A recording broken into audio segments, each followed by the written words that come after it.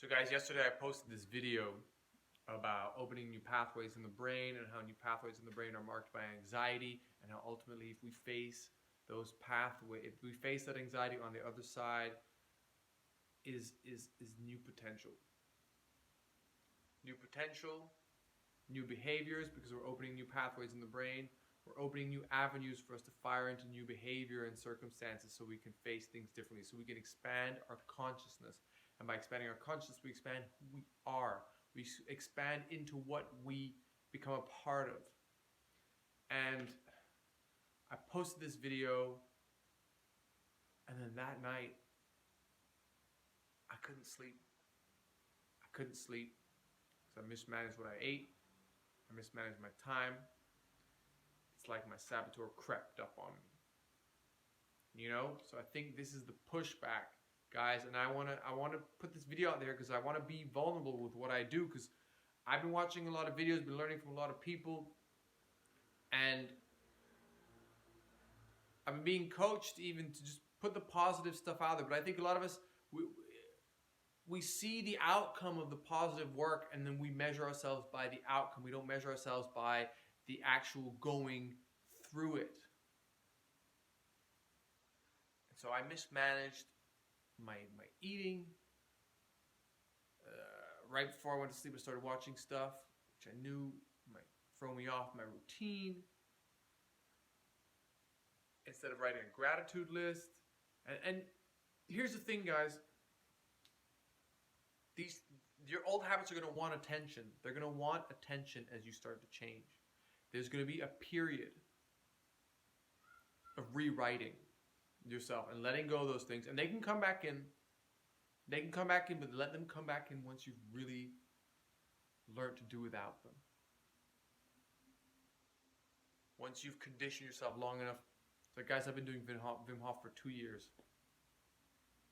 It changed my relationship to anxiety. It made me start looking younger. It changed my relationship to pain. It sharpened my focus. Intermittent fasting. I've done all these things for 2 years with tons of biohacking. I didn't necessarily have a direction. I'm an actor, and so I just wanted to stay sharp, stay looking young, keep my avenues open. And little did I know this stuff was opening me to way more than I bargained for. To the understanding of like what it really takes to shift your psyche. And I'm still learning it now as I do these videos, which is the amazing part about doing them. And so I want to go over this. So I didn't sleep. I was in a panic in the morning. What do? Do I go to work? Do I call in sick? Do I give myself a day to just ease in? Do I rest my body? Do I listen to what I usually need to do? What my body wants me to do? I decided to go to work instead. Fears of money ruled my decision making. I could allow myself one day off in the week. And I came back and I thought, I've put myself through all that. I'm just going to have the most easy night. I'm going to eat comfort food. I'm going to watch Rick and Morty. I'm going to hang out with a friend or call a friend. I'm just going to... And I got home and I started thinking about my video. And I'm thinking about all the things I learned, all the things I have learned through conditioning my body. And I thought, well, this is the moment I conditioned my mind. This is the moment I conditioned my habits. This is what it feels like to be in the gym of the mind. This is one of these little moments where if I make that little effort to make my video, it'll be a sign to my brain that this doesn't need to cost me anything. And if that's an illusion, that's my ego, that's my old wirings in the brain, my old stories of like, if I don't give myself this moment, I'm going to burn out. And guys, don't burn out. We're really sitting here, sharing my experience with you guys. What does that cost me energetically? Against what has it been feeding me? What has it been giving me? And just like when I cut sugar, there was 2 weeks. I had flu symptoms. I was fatigued. I was dizzy. I was working in a restaurant, so it was hard to go to work. I was screwing up tabs. I was forgetting orders. I was messing up change. But I knew something bigger was on the other side of it. And so I put down my anchor towards this goal. Nope. I'm bloating. I'm stressed. This can help with my mood. This can help with things, my anxiety. This can help with my sensitivity to energies and my spiritual grounding. And this is, I've done all the research and I've seen all the successful people talk about it. And so I'm gonna do it. Got past that 2-3 week stint. And then months later, what did I notice? I'm intimidating so many people in conversation because I have such clarity with my thoughts, clarity with my memory recall, clarity with my vocabulary. I don't feel any different as me, but other people are receiving me differently. And this is what starts to happen when you start to open new pathways, when you start to get healthier, when you start to get sharper. And I'm starting to get these things that I've heard in videos. I've been listening to these videos from this guy, Aaron Doherty, on YouTube. Highly recommend him. He says, surround yourself with high vibration people if you want to keep raising your vibration. And I'm combining that with the video I saw from Sad Simone, talking about people who are jealous and how you shouldn't let them get you down, people who judge you, people who berate you, people who are quick to criticize you.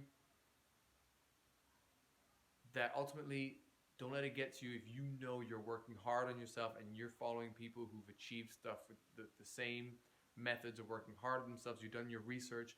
You're willing to put yourself through the experiment to understand. Because ultimately, those people are jealous. Those people are jealous because you have to change. There's one person in their life that reflects to them that they could change too. So ultimately, that jealousy, and he says this, Sad Simone, please follow him. He says that jealousy is, in a sense, inspiration, especially if there's love between you and that person. You don't fight back, you don't antagonize, you show by example, guys. We live by example. Khalil Gibran says this in his book, The Prophet, in the Teacher chapter. He says the best teacher leads by example. My friend who got trapped with his parents, shout out to Sabash Santosh, amazing actor, friend of mine. He has been doing all this diet changing stuff as well. We've been kind of supporting each other through it. And he, in lockdown, went back to live with his parents. And I did too. Went back to live with my parents. I left London. I wanted to be somewhere that felt safer. My family lives in Antigua in the Caribbean. I felt that's definitely going to be safer. We don't know what's coming our way. My mom might get sick. Let me go spend time with her because I lost my dad when I was young. So it just made sense. It was the straw that broke the camel's back, you know? And I found it was very hard for my family to understand me. I changed so much. I've been doing so much work on myself. I had so many different points of views. I was so eloquent, etc., etc., etc. All the stuff I earned. I worked hard to earn. And it got me angry. I felt so misunderstood by my family. I felt these little ploys to cut me out of conversations, to make me feel rejected, etc. And I felt it from certain friends as well. And then I spoke to my friend Sabash, and I said, how do you do this? He said, yeah, they're going to, they don't understand. They've been having this cushy life. They've been living the same way. They've been having the same information for a long time. We're privy to a lot more at our age. And, I mean, look at how you look at teenagers. Imagine how much older they are than us. Do they really want to learn from us? Like, that's a bit much at their age, So I just kind of go in and I do my thing. And yeah, I get the lashback, I get the sneers, I get the odd joke, but I just, I understand where it's coming from. I make my meal, I go back to my room, I live life. And you know what I realized, Pierre, is after a couple weeks, they started asking me about things. They would talk about the same thing, but without the animosity, as if they never made jokes about it before, out of curiosity. And I could then go into it and just bring up the old stuff, or just go from where I'm at. And guys, that inspired the hell out of me. I'd ready to come back from my parents, back to London when he told me this, but I realized, wow, that's how you lead. That's Khalil Gibran. That's the Teacher chapter. That's it embodied. So here's to you, Sabash. You're my teacher too. Great friend. And getting back on track. So yeah, guys, coming back to the point at hand, stick to your guns through the adversity. Keep doing your practices. Whatever it is that brings you back to self. I went through a day rough day at school. Didn't have the energy to face a lot of these classes. Had to teach new classes. They had it out for me. Throwing all the old tricks, and I know the tricks. I've been substitute teaching for 2 years now. I know all the tricks, but I just didn't have the energy to face them. I wanted a day off, so I took all that energy. I took all that antagonistic energy from these kids all day. I wanted to give up for a second. I wanted to leave. All these insecurities came in, just flooding in. Guys, the ego voice was insane. But like I said in one of my TikTok videos, when you're feeling in low vibration, just let yourself go through the emotions, guys. It's energy. You have to let your body feel it so you can release it. And it took me a couple hours. It took me 2 hours. The bus ride home, just feeling all this crap. I wanted to call someone, unload, cry. I did. I let myself cry. I didn't care. Cried on the way to the bus. Because I trusted. I had my anchor planted. I trusted and I knew what my body is going through. And I knew what I had to let go and feel. And I know that stuff now. And so being seen and being humiliated doesn't mean feeling embarrassed for crying in public doesn't mean anything to me anymore, because I know what I work as. I know what I am as a creature. And guys, I feel like this is our enlightened selves, is to just let us live with human rationale, human genius as the animal that we are. Because this is what animals do. They just let themselves go through the energy. They shake it off. They feel it. Kids do this too. And then as we get older, we forget this stuff. Because, life comes in. We got to be civilized. We got to grow.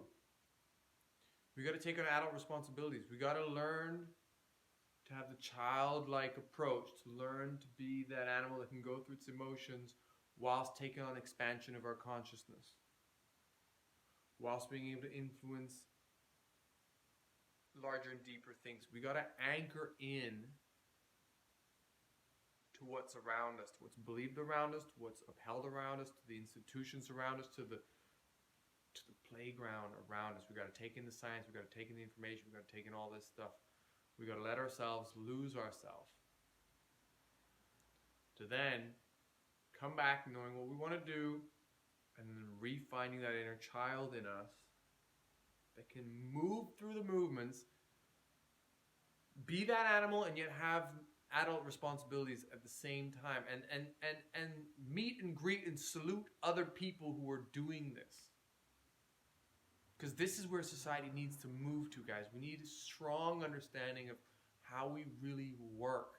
And the thing about having a strong understanding about how we really work is it just gets rid of all the factions. It gets rid of all the factions because the pursuit of knowledge is key. And the pursuit of knowledge is weird. It's like this quote that I mentioned yesterday about sometimes communication is not about the content. If you haven't seen the video, guys, watch it, How to Reframe Anxiety. I mentioned a quote about the throat chakra and how sometimes the communication we need is not about the words we're saying, but it's about moving into resonance with someone. It's about a movement. So guys, no matter how much wisdom we have, life will still be a movement. And only really from self-observation and an observation of others with an altruistic and compassionate hope will we come to the measures by which we are truly meant to live by. And for some reason that's come up with spirituality in the past. It's got to be something from our own psyche calling to us, to be observed, to be recognized, and also just the wisdom of the body and what we are, to make fundamental concepts of well-being according to the type of animal we are, keep it up to date, and have it make sense amongst the language, the jargon, the socioeconomic climate that we find ourselves in at present. So guys, enough big words. I got to go there at some point, right? Maybe in a podcast when I have smarter people to speak to, it'll have a context. Smarter people than myself. They'll shut me up and correct me and put me in a frame, and people will be validated as to what does this guy go on about. I want to know too, guys. This is how it makes sense to me. This is the journey that I've been on. So, coming to today, lack of sleep, all the ego voices coming in. You're not good enough. You're burning yourself out. You're too alone. You need support. What you really crave is just something simple. And then anytime I start to move towards that, the other voice comes in. So eventually, you gotta. This is not fulfilling your potential. You can be more than this. So guys, I made a decision. I made a decision according to my own advice. But I think all the training kind of just pushed me in that direction anyway. I went through the movements and I came to it naturally. I came home, all those ugly feelings, and I sat in front of my laptop and I forwarded my rent to my flatmate. And practicing gratitude these past weeks, I just thought of the person I'm forwarding my rent to. I love this person. She really helps take care of the house. She's a beautiful soul. Couldn't ask for a better flatmate. And I was like, wow, I'm actually happy forwarding my rent to this person. That's an achievement. That's something new. I changed one little thing, and now when I do it, without having to force it, without it being an exercise, there's someone that I send money to that it makes me happy to send money to. It makes me happy to send rent to. And it started to clear up my negative mood. That was the beginning. And that was, whoa, that was an epiphany. Really live in what you choose, guys. Live in what you work for. And then it starts to do the work for you. Yeah? So I thought of the other ways that I might be able to spend my evening after that. I knew I still felt some shit, right? So I poured myself a hot bath. Usually I go into routine mode. Hot bath is only at this time, so it helps me go to sleep. No, this time I did it for me. Hot bath now, because I want one and I know what I want to do with it. Pour that hot bath, got into it, dunk my head under the water, because I've been listening to this chakra this audiobook by Anadea Judith, chakra system, and I was on the throat chakra, and how the other energies, and she was explaining how the other energies in the body might get stagnant if you're not expressing something, and it might be just a movement, it might be just a sound, and a movement that comes with it. And I filled this bathtub up, went into fetal position, kind of like what's it called? Yoga. The child's pose, and I yelled into the water so that my neighbors couldn't hear me. I yelled, not because I was crazy or anything, but just because I knew I need to move this stuck energy. I yelled, and I cursed about my day, and then I came up and I was like, it's gone. And I didn't have to attach that. I was crazy onto that. I didn't have to attach, what am I doing? I didn't have to attach getting stuck in those sentiments that I professed into the water. I just let them go because I trusted this is how I worked. This is how I work according to the research I've been doing. I recognized how I felt after, and I felt ready to face things and decided I'm going to do this video because I know if, say, for a month I can start doing a video every day, finally expressing my voice and all this stuff in here that I've been exploring every kind of way to express it. It's kind of been looking for the safe way instead of just getting on here and just giving the information and sharing my own life experiences to explain it. I'm just going to do that because that's the new thing. That's the one. That's the thing I have the anxiety around. Let me reframe the fact that I didn't sleep, the fact that I messed up my diet, my eating, and had to eat late and it kept me up, the fact that I didn't give myself a day off to chill, come to myself, have a rested day, and feel replenished. All that, that's part of my anxiety. That's the anxiety that wanted to stop me from making this video. And so instead of taking up all the narratives why I couldn't, I was like, you know, it might not be a perfect video, but I've been wanting to make a vulnerable one. I've been wanting to carry people through this stuff. Because what happens, guys, is I sometimes I look at all these videos from the people who are already successful, and I get mad. I go, yeah, easy to say from that position, and I felt that I wanted to make a video about that, and then it hit me. No, they've gone through this too. They've gone through this too. If I analyze little bits, like paying rent to a flatmate that I finally am happy with, in a house that I'm happy with, doing things that I'm happy with, it all just starts to kind of fit into place if you give it a direction, and if you anchor it in that direction, and if you've explored yourself fully enough to know and to feel and to sense the resonance of when you're coming back to yourself, inextricably coming back to yourself, and when you're moving away from it. And it's going to be a messy process, guys. Just set that anchor. Keep coming back to the information that you trust and know, and you'll know when you hear the right information, because you'll hear it as truth when you first find it, and that's how you know you're ready to hear it then. Because you'll know it, and that's your deeper knowledge. That's your higher self telling you, yup, can't unknow that now. It's going to be a struggle around that if you don't accept it as true, if you don't live by it as true, because that will lead you to your tribe, that will lead you to the people you want to be around, that will lead you to the fullest expression of yourself. And it's not much harder than, watering a plant or watching it grow into this, according to the nutrition that really makes it flourish.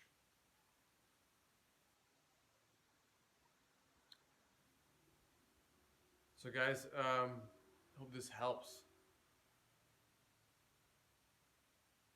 You guys can see that this is messy, and no matter what I seem to proclaim and profess to know, and the big words that I use, and the heavy concepts I want to push and peddle, these things live deep down in my soul, and they come from my heart, and they reflect my own journey, and their worth to anything is what kind of anchor they serve me. And my worth to them is how much am I willing to do the journey to fulfill, to integrate, and to live by my truths. Remember, guys, this was something taught to me by my psychotherapy friend, medicine woman extraordinaire, Valentina Kiricalo, who she watched a seminar on post-ceremony integration, and they brought up these two terms. She shared with me. It's blown my mind. I think about it all the time. There's a difference between assimilation, which means you can spit back out the words. Difference between assimilation and integration. And assimilation is when you go through the experience and you just want to talk about it, and thinking about it. This is what happened to me. This is what I've been doing for a long time, is just talking about these things. And integration. And integration is when you let the information sit in you and permeate, and then you live by it. And it no longer needs to become a conversation, but you start to show it by example. And I feel like finally starting to do that, to integrate, to push through that anxiety, to push through that wall, to find what's on the other side, to take the unknown into the known, and know that it's safe, and go on that hero's journey, and find myself, and contribute. So I hope this inspires somebody. And if you guys liked it, subscribe, comment, like, post your opinion. Get into a debate. I don't mind. These are my favorite kind of conversations. Let's go there. Lots of love, guys. Dedicated Space Cadet, showing his more human side, showing that darkness is only condensed light. So go through it. Feel the cracks. Feel the soreness. Feel the pain. Anchor yourself in your highest truth. Pull yourself through it. And I wanted to anchor this to more positive, more spiritual stuff. Guys, I do believe in the laws of manifestation. I've been through at a job when I was first doing this cover teaching. I had to wake up every morning, call in, and wait to see if I could be given work. I was on a flexible contract. I want to be able to do auditions for my acting anytime that I wanted to do auditions. And I noticed, guys, inextricably that the days I did not worry at all, honestly did not worry. I was not attached to the outcome of whether I get work that day, whether I had to get up super early, go super far, or whether I could sleep in another couple hours and get a late call and get paid for a full day. The days I really let go, amazing things would happen. But for that to be a sincere state of being, you gotta do your meditation, and you gotta have a foundation in which you feel grounded. That's why I'm still doing the teaching job, because that makes me feel grounded. And that's why I'm doing these videos. I'm going to try and do them every day. Because once I start to face all the anxiety around that, I'll have less attachment to it. Pathways in the brain will open to it. My consciousness will expand. Who I will expand to encompass less anxiety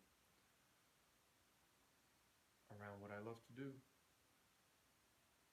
Sometimes learning to love something for what it's worth rather than for what it can give you is also a conditioning and a journey you gotta push through. Anyway, I'm going to do another YouTube episode on that. I'm going to talk about my comedian heroes. Lots of love, guys.